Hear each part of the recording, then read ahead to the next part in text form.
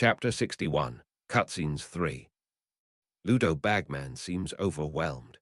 He's not a man that one would expect to see at an office at all, much less clearly late in the evening and surrounded by stacks of parchment. An onlooker might assume that he is in the wrong place, yet the tasteful Quidditch posters around the room make it clear it is his office. Unlike certain former defense teachers, his self-aggrandizing decorating at least features his teammates as well. The moving art of the Wimborne Wasps and English national teams all feature Ludo as just one of the 7 players. But there's enough of them that you'll realize that he was both handsome and talented in his heyday. "Didn't expect to see you here this late, Bagman," suggests the taller man poking his head in the doorway. Where Ludo is shorter, stouter, and blonder, the man is tall, thin, and dark, a toothbrush-like mustache drawing all attention directed to his face. "Barty," the aging Quidditch star says, affecting a joviality at the meeting that doesn't reach his eyes. "To what do I owe the pleasure?"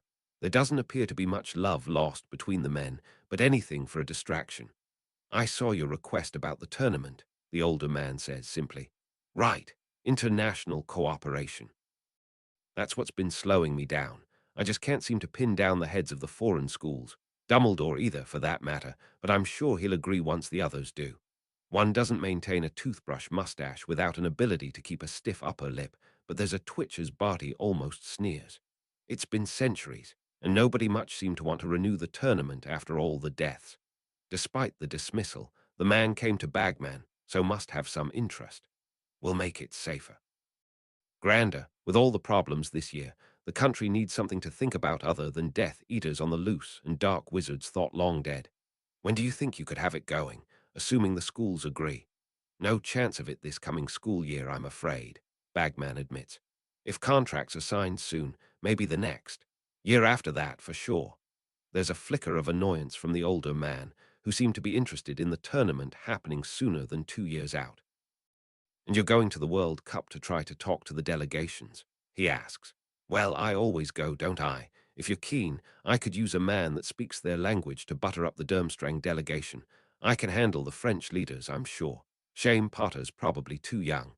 If we could wait to hold it until he's of age, it'd be a real barn burner. Even so, maybe we could introduce him around at the Cup. Potter will be there. That's the rumor. Dumbledore asked for extra security for him in Germany. You don't think we could set the age limit at whatever age he'll be when we can run the tournament, do you? Might cut through a lot of red tape if the other schools are sure they'll be going up against the boar who lived. You'd have to make it so safe that nobody would credit it if you're lowering the age." Barty disagrees, but he's clearly thinking. "I'll talk to your Durmstrang contingent, though. Perhaps there's something that can be done.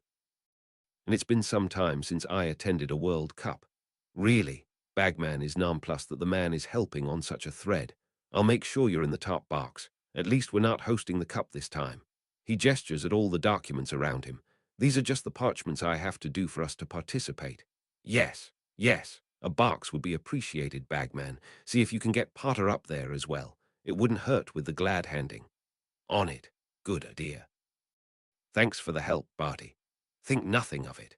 It's all about international cooperation, after all." The older man moistens one side of his lips with a furtive dart of his tongue as he walks back out into the ministry, considering. The house is furnished in a way that could be a Victorian museum, a wizarding dwelling, or, as is actually the case, a rural muggle home in the depths of Eastern Europe that simply was never able to afford to modernize. The latter can be determined from the few electronic conveniences, such as a wall clock, small television, and toaster, as well as the newspaper written in some umlaut-heavy Slavic tongue. That most of the Muggle conveniences were destroyed with spellfire and not repaired suggests that the place suffered a home invasion, and the owners will never get a chance to improve the amenities. A slender man sits at the kitchen table, grey hair a mess and days of stubble unshaven, perhaps to hide the pockmarked face beneath. He is deep in research, using the tomes strewn across the surface. It barely seems illuminated enough to read, with the only light coming from a handful of magical candle flames, but perhaps he's long used to the dark. "The perimeter is secure," suggests a similarly thin man, though this one a bit younger and handsomer.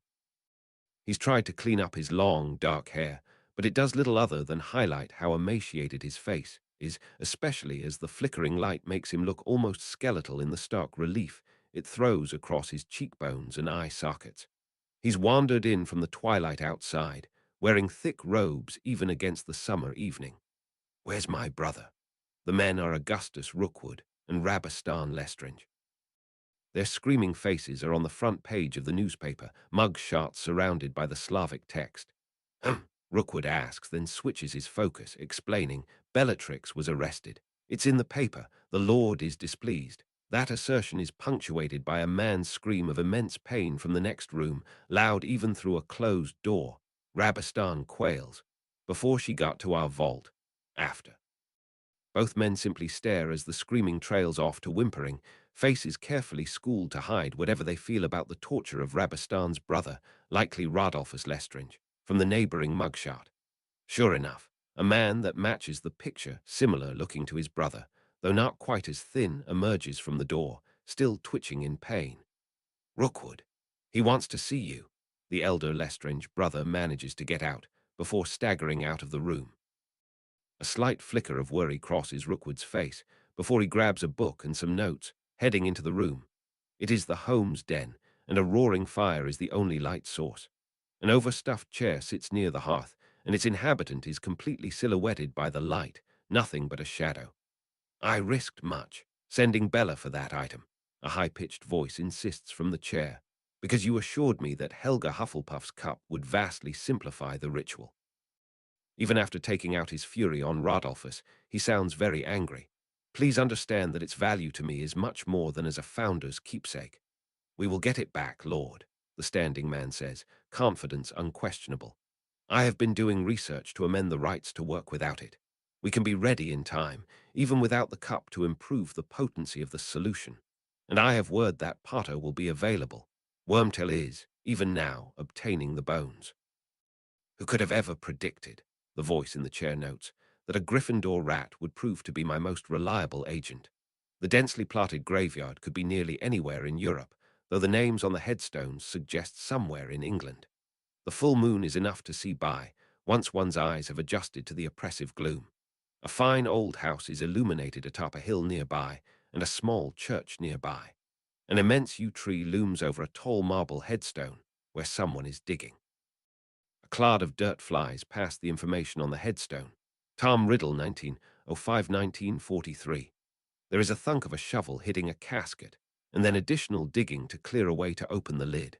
Before whoever is wielding the shovel can get it free, a crack of displaced air announces the arrival of someone else, and the man in the grave squeaks in surprise. Peter Pettigrew's rat-like face pokes above the edge of the hole, wand at the ready to curse whoever has appeared. But he seems to recognize the man who's appeared.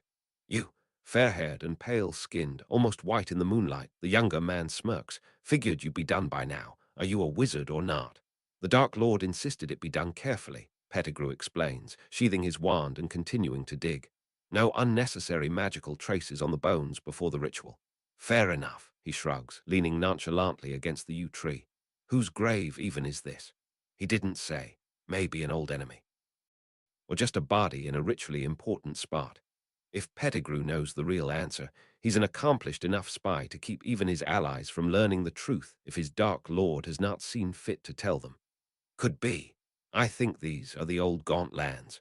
The newcomer seems to be both fishing for information and just making conversation, in no hurry to help.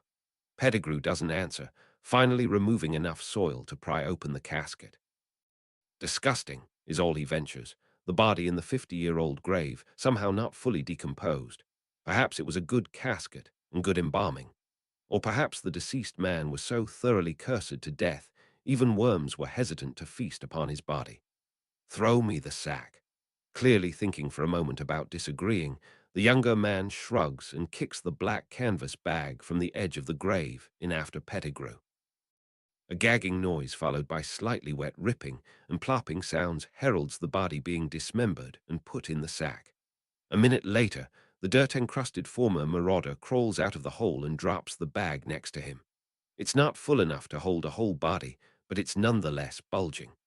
Mobilitiris, he finally incants, waving his wand to levitate the soil back into place. Good thinking, the other man observes, realizing that the ritual components are clear of the magical influence. But you buried the shovel. If I never see it again, it will be too soon, Pettigrew shrugs. The grave would probably be obviously interfered with if anyone checked, but it's at least not a suspiciously gaping hole in the ground. How are we getting back to the others? In style, old chap. In style. Bespoke portkey and premium tickets all the way. We can't shrink the bag. The Dark Lord barely wanted to risk a portkey. Would have made me take a ship if we had the time. Are you sure they aren't going to check the bag? Count on it. If they did, they wouldn't really be engaging in cooperation. The man grins, his tongue flicking out to moisten his lips. While Harry had been getting better at remembering the seemingly prophetic dreams, when he woke most of what he remembered was about himself. Bagman wanting to use him for some kind of tournament. He could vaguely recall the other escaped death, Eaters hiding and planning something, and Pettigrew digging in the dirt. The most salient details, sadly, would be gone with the return of consciousness. Yet he'd get another chance to learn about them in time. Chapter 62, Multi-User Dungeon. It was the 3rd Saturday of July, nearly a new moon, and the perfect day for another Horcrux hunt. Dumbledore had scouted out a possible location from his research and considered it worth investigating in force. Still playing the Horcrux situation close to his stars and moons embroidered vest, the headmaster was only taking those totally read in, with the rest of his old crowd, waiting in the wings to apparate in if the party was in danger, which necessitated Harry having the ability to mass contact them quickly in case of an emergency. So he had another guild tag over his head. His tag list was honestly getting almost as stacked up as Dumbledore's. Harry Potter Mage, Level 5, Marauders Leader, Children of the Ark Master, Order of the Phoenix, Gryffindor, Welcome to Yorkshire, Dumbledore told Harry as he sidelong apparated him into the eaves of a rural wood. Basically halfway back to Hogwarts from London, the sky was taking a short break from the summer storms, and it was a fairly warm morning. They were high enough atop a hill that Harry could make out rain clouds to the west, pushing in with the breeze. Remus, Vance, and Shacklebolt weren't far behind. Sirius still wasn't completely recovered, and they weren't sure he would fit in the party anyway. Hermione was still of the opinion that one needed charisma 16 or higher to have 6 party members, and Dumbledore seemed to be in the same range as Sirius, since he was capped at 5. Maybe if they gave Shacklebolt leadership. The man seemed pretty gregarious and well-liked among the ministry. Harry was a little selfishly worried that 5 was too many. With the XP cut, he seemed to get in a party with higher-level adults. If Hermione's math was right, and the XP in a party was distributed based on percentage of the group's total level, he was already looking at getting maybe 8%. Hopefully, they'd make it up on volume or quest rewards.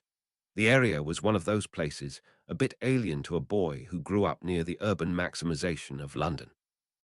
Here there were vast rolling fields of pasture land, broken up mainly by low stone walls and a few one-lane roads that would suddenly stop in the face of a large block of ancient, spreading trees. In the normal course of traveling cross-country, these wooded spaces were a lovely bit of scenery. Some landowner could afford to leave a bit of England wild rather than chopping it all down for livestock. In this case, it was ominous. The trees loomed. Rather than a managed wood, the undergrowth rose up high between the trunks. It wasn't entirely clear how one could even walk into the wood. It was so obstructed, save by the washed-out gravel trail they'd landed upon. A hand-carved, "No trespassing" sign that had to be a century-old dangled from one corner of the remaining unbroken chain, attaching it to a dry-rotted, leaning wooden post. And a big dungeon marking X sat next to the sign on his minimap, the woods beyond hatch marked out in fog of war. Yeah, I think this is probably the right spot, Harry agreed, taking it all in. It's a dungeon, so we should go into an instance, and I should be able to cast spells without worrying about the trace, at least. A small benefit, I'm sure, the old man nodded, lips pursed and considering the forbidding wood. Best get into your gear before the others are here. Harry nodded and activated his quick switch option, his magical gear immediately popping into place over his body and the Elder Wand appearing in his hand. Only a few seconds later, 3 cracks of apparition signaled the rest of the party arriving. They were arbitrarily spread out around the country road, none of them teleporting precisely. As a spell rather than an entire skill, apparition had failed to jump into Harry's brain from skimming books, so he wasn't able to speculate on how one did it at all, much less to a destination specified by someone else. It didn't seem to be super accurate, but perhaps being several yards off after blindly crossing 200 miles was accurate. Well, that bodes, Vance noted, strolling up to them and peering at the dark wood on the hill. Is all of that enchanted? Shacklebolt asked, more interested in Harry's eclectic collection of items than the wood itself. Pretty much, Harry shrugged, his voice a little muffled by Ganio's mask. I should have brought more equipment, the duelist witch figured, though notably had added an intricately knit set of black robes to go with her green shawl. Harry inspected it and confirmed that it was another of her rune fabrics, with protective abilities. Rune crafters, Remus scoffed fondly, himself clad in only his usual somewhat shabby robes. Should we get on? Shacklebolt asked. Unless this kills me, I have a shift starting this afternoon, so might as well not waste the morning. Snake Shack Dungeon Quest: acquire what Voldemort hid in his family home. Warning, level 16 quest, this is definitely the right place, Harry informed them as that quest appeared. This could be pretty dangerous, he added, quietly messaging the headmaster with the level. How had it even gotten so high? Was that the level Voldemort had been when he'd set the protections up? Was Harry meant to not come here until he was level 16? The dungeon quest didn't seem to be playing nicely with his sight to clarify. Let us proceed, but cautiously, Dumbledore ordered, and the five began to stroll up the lane and past the no trespassing sign, casting detection spells as they went. As soon as they were under the eaves of the wood, Harry whispered, "Enter instance," so he could join in. Shacklebolt looked slightly askance at the underaged boy casting spells, but shrugged and continued. Neither he nor Vance seemed to notice that the world behind them had gone slightly blurry. "Steel your minds," the headmaster suggested. "We crossed the anti-muggle wards at the sign, but are entering some that should work on wizards. Gaunt Forest uses aversion on Albus Dumbledore. Failure Gaunt Forest uses aversion on Emmeline Vance. Failure Gaunt Forest uses aversion on Remus Lupin. Partial success, Gaunt Forest uses aversion on Kingsley Shacklebolt. Failure Gaunt Forest uses aversion on Harry Potter. Failure, Mental Fortress." "I don't like it here," Remus grumbled, pausing and then clearly forcing himself to continue forward. It seemed to cause his stamina bar to dip on the left side of Harry's HUD where he could see the rest of the party. He guessed the werewolf hadn't quite maxed out his willpower yet. "Aversion ward," Harry informed them. "That's advanced," Vance noted. "When do we think he set this up?" "I fear I do not know," Dumbledore frowned. "I believe he framed his uncle for the murder of his father one of his last summers at Hogwarts, but he may well have added protections to this place much later." Even Tom was not skilled in wardcraft as a schoolboy. So this could have been set up at the height of his powers, Remus figured, still clearly rattled and lagging to the back of the party. It was surprising just how fast the wood turned into a dungeon. Despite the sunny morning outside, the eaves of the trees were enough to cast the entire area into twilight. Even a few yards in, the undergrowth became more fungal, only growths that could survive without much sunlight. Immense, pale mushrooms crawled across the floor, feasting on fallen, rotted trees. Smaller, phosphorescent green polypores climbed up dead vines and even on the bark of living trees. It gave the entire place an evil beauty. "How's your herbology, professors?" Shacklebolt asked, clearly not recognizing any of the species on display. "Insufficient," the headmaster admitted. "I think we should give them a wide berth. Since the obvious solution is fire, I would expect that to cause other problems." "White ones look like bursting mushrooms to me," Remus managed. "But those aren't usually fully white. Who knows what changes he made to them? And the glowing ones, I have no clue." "It could be deadliest," Harry suggested. "Enchanted somehow, maybe." At some point a picture of the fungus had appeared in the herbology tab of his codex, for all that he couldn't remember whether they'd covered it in class or he'd seen it in a library book. The picture in his codex was brownish, but had about the same shape. "Then we really should avoid it," Dumbledore confirmed. "Even if they were unmodified, my recollection is that the common solutions for one tend to set off the other." "I don't like that this one path is mysteriously clear of them," Vance complained. Shacklebolt tried to ease the tension. He wanted to get in himself right. so there'd need to be a clear space.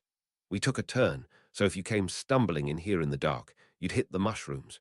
Maybe we were just smart and came in while it was light.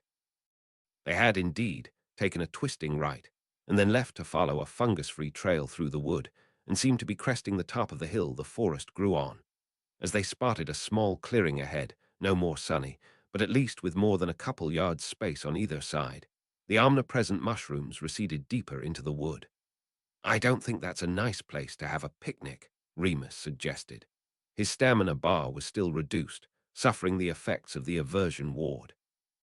There was no telling what penalties it would also have on his combat capability, but at least it hadn't diminished his skill at sarcasm. "Wands up," the headmaster ordered, not liking the sudden room in the dungeon, either. He'd been playing enough of the video games on Dudley's Commodore that he knew that extra space for a fight meant a fight. He idly cast some detection spells and frowned, fainter wards. "I think the keystone is buried somewhere amidst the trees. We'd need to brave the mushrooms to disable it." Vance frowned. "Only reason for a faint ward is to trigger something else." Dumbledore agreed, "and I cannot detect what that might be. Had Tom merely confined himself to warding, he could have had a long and lucrative career." "Shields ready. Protect Harry," Remus suggested, the promise of an impending crisis giving him the willpower to forget about the aversion effect he was suffering. Harry's knee-jerk reaction was to say that he could protect himself, but he didn't have any more clue than they did about what was going to happen. Was it a trap? A combat encounter? Just an attempt to get them to grow complacent when they crossed without incident? They were, of course, most of the way across the clearing when it happened. With a creaking of wood, the heavy lower branches of several of the trees began to move in a way that clearly wasn't the wind. Delayed animation. The old man realized, too late to invoke any of the common protections. Massive lengths of wood were already whipping through the air at high speeds. Animated tree plant, level 5. It wasn't particularly fair that the dozen transfigured monsters didn't pop up their names until they were already attacking, and Harry's minimap showed how they were surrounded. He was a little surprised that the enemies weren't level 16, but maybe 12 of them at once counted as a higher level encounter. Dodge, he yelled, following his own advice. The standard magical shield was deliberately optimized for spell energy and wasn't nearly strong enough for a few dozen pounds of wood moving at speed. He managed to dive cleanly beneath the two that had targeted him, but Shacklebolt had been shielding and couldn't get fully out of the way, taking a branch to the shoulder.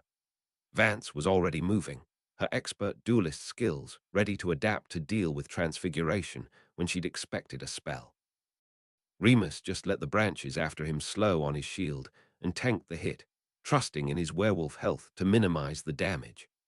Dumbledore, far too old to throw himself prone, snipped off every attack coming his way with severing charms, leaving half of the branches falling to the ground as their severed stumps whipped back into the eaves of the clearing. With Shacklebolt and Remus' health bars missing a visible chunk, the party took the old man's strategy as their own, and yells of "Defindo" rang across the dungeon as everyone tried to turn Voldemort's first combat encounter into so much too-green firewood. They mostly had good luck, though a few more bruising impacts resulted when members of the party forgot that cutting off half of a fast-swinging branch would increase the speed at which the tree could move the remaining stub on the backswing. Harry finally got to observe the power of Selwyn's shields, as the enchanted bracers moved his left arm into position to mostly deflect an incoming massive hit that he hadn't noticed, reducing it to only 10 points of damage. The trees were getting close to the point that they could no longer reach the party in the middle of the clearing when the second part of the trap showed up, slithering in by the dozens from all sides, neon green diamonds along their backs indicating that they'd been at least slightly enhanced with magic. Adder snake, level 3, of course it would be snakes, Harry grimaced, glancing at the party bar and seeing that everyone was at least a little exhausted, and several of them were wounded.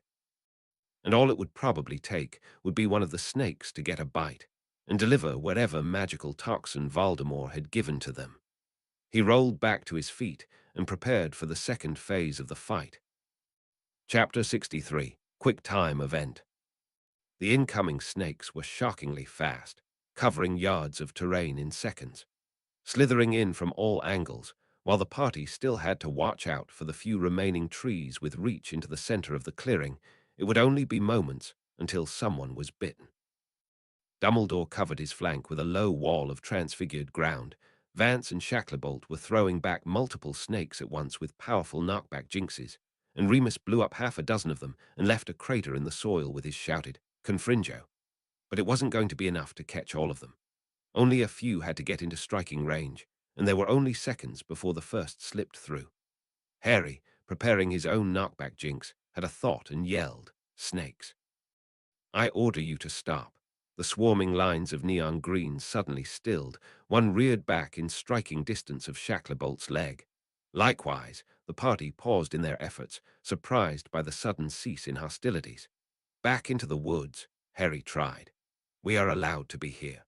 There seemed to be a moment of hesitation, as the compulsion magic in the wards and the commands Voldemort had given them ward with the new orders.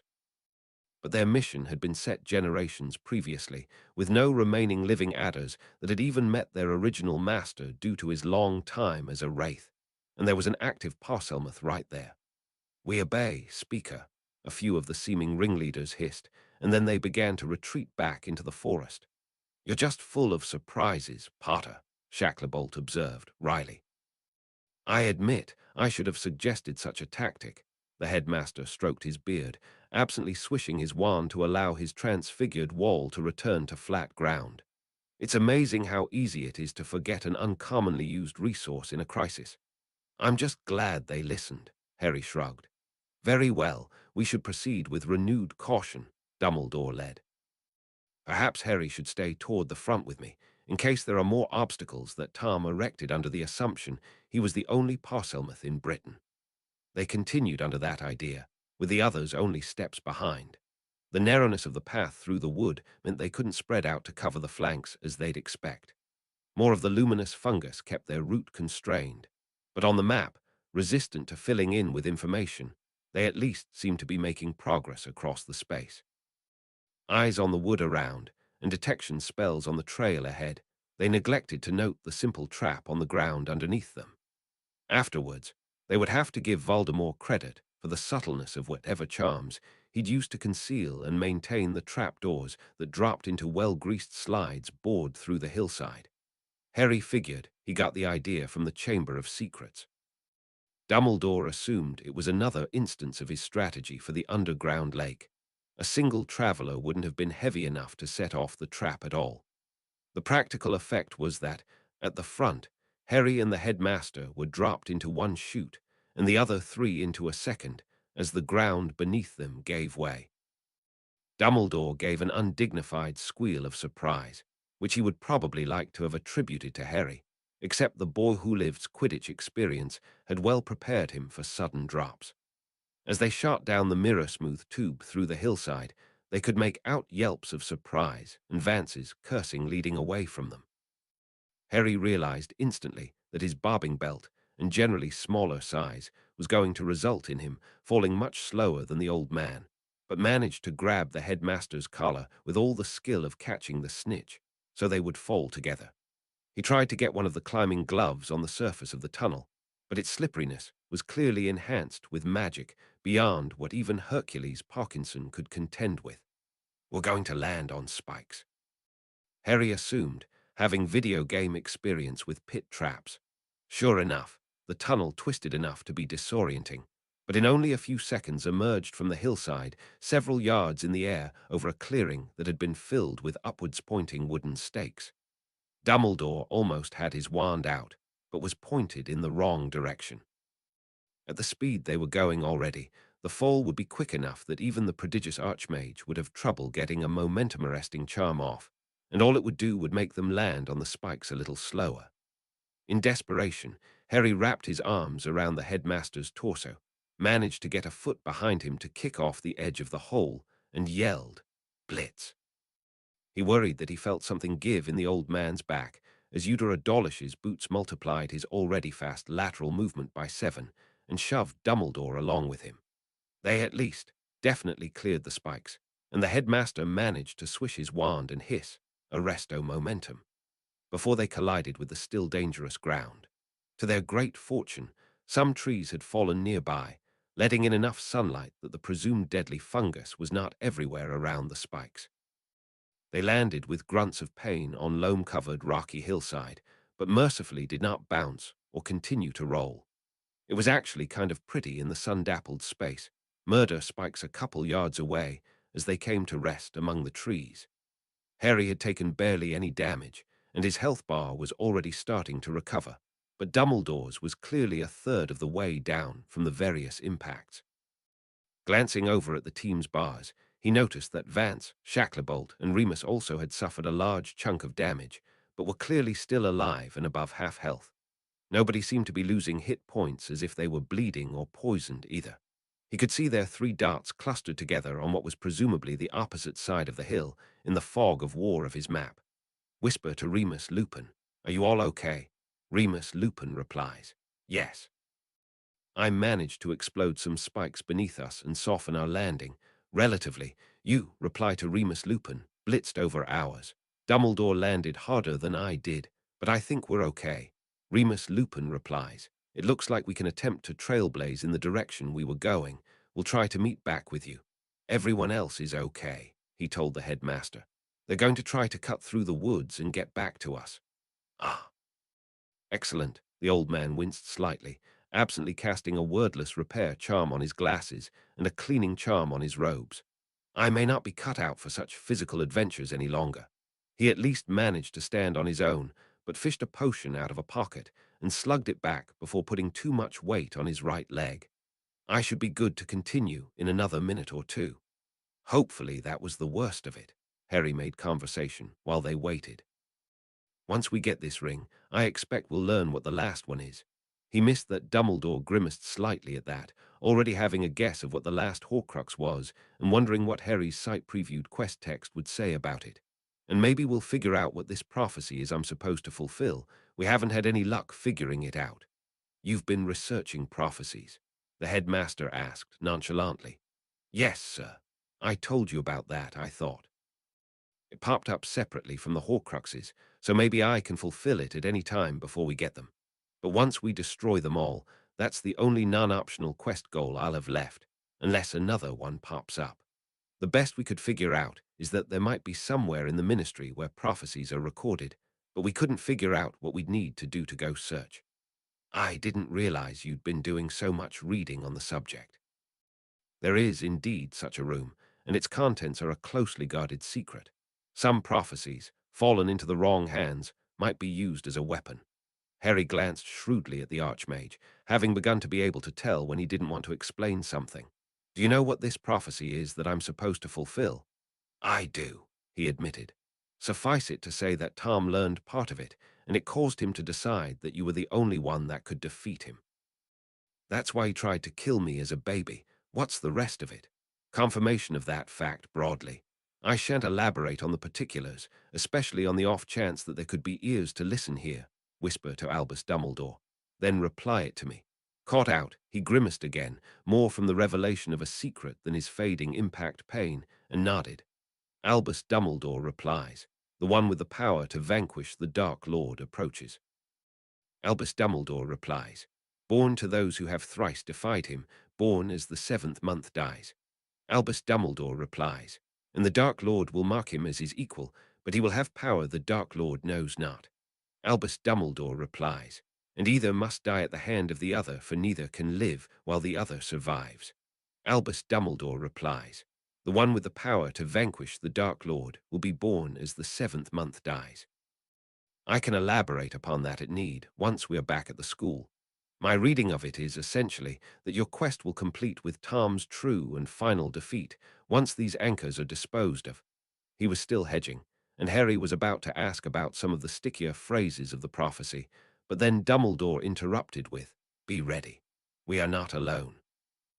As soon as the old man's superior perception and extensive defense against the dark arts experience noted the subtle signs of hidden magical beasts, 2 red darts began to blip in and out on Harry's own map. "Hey, invisibility is my thing," he argued, Elder Wand springing into his hand as he tried to orient toward the closest dart. With a squeal of rage, the visibly flickering form of a large boar erupted from the undergrowth and rushed towards Harry. Like the snakes, the animal glowed faintly with the curses that Voldemort had laid upon it as a protector beast, and its rounded-off tusks and blind left eye suggested that the years since it had been placed in the wood had not been completely kind to it. Meanwhile, from the shadowy eaves of the trees, an extremely tall but lanky bear-like beast could be made out mostly as a silhouette of abnormally dark black against the fringes of the sunlightened clearing. "A T-bow and a hide-behind," the headmaster cautioned, then began whispering Avis, Avis, Avies, as he conjured birds to try to distract and corner his opponent without setting off the defenses of the forest as higher energy spells might. The boy who lived wasn't able to be so subtle with his opponent charging directly toward him. Remus had, at least, drilled his classes enough on the idea of magic-resistant creatures that Harry wasn't going to waste his first shot on even an upper-ear attack spell that might just slide off. Spongify. He instead cast at the ground between them, making it soft and rubbery to try to foul the T-bow's footing while he dodged to the side, careful of the limited space he had between the spikes on one side and the bloated mushrooms in the shade on the other. The boar fortunately stumbled as expected, hitting the ground at a roll and turning its one mad eye back on Harry, who was already trying a more advanced spell he'd been working on. Pugno. While Voldemort may have spelled his spike pit against the kind of transfigurations someone would cast falling towards it, he hadn't considered the object attracting Jinx as something anyone sane would try. Thus, the stakes nearest the back of the T-bow began to snap off and hurl themselves at the beast, who wasn't even aware of the danger, so fixed was it on Harry. The magically envenomed stakes were very effective. Boar-like in its intensity, even with a dozen pieces of toxic timber embedded in its flanks, the T-bow still tried to struggle across the softened ground as it bled curse-blackened blood on the clearing floor, its flashes of visibility becoming longer and longer as it lost command of its magical camouflage. "Sorry, buddy," Harry said, genuinely upset at how viscerally real the attack was against a living creature, despite how single-minded it seemed in its desire to gore him to death, and how its curse-imbued life was likely a misery. He focused his will down the Elder Wand and managed a stupefy that punched through whatever resistance the beast still had, knocking it blissfully unconscious. Not far away, Dumbledore had managed to truss his own opponent up in animated vines and had decided on the same mercy. "We should not tell Hagrid about this," he cautioned. "These are almost extinct. I have no idea where Tom found them to turn into such mockeries." Harry had zoned out for a moment to warn Remus and reported, "Other team got some even weirder stuff, but handled it. And we haven't even made it to the family home itself," the old man sighed. "I know I have said it too many times already, but let us proceed cautiously and hope we can get there without further incident." They both knew that after all the threats in the forest, the house itself was likely to be even worse somehow. With one last glance at the unconsciously dying corrupted beasts, they began to forge onwards once more.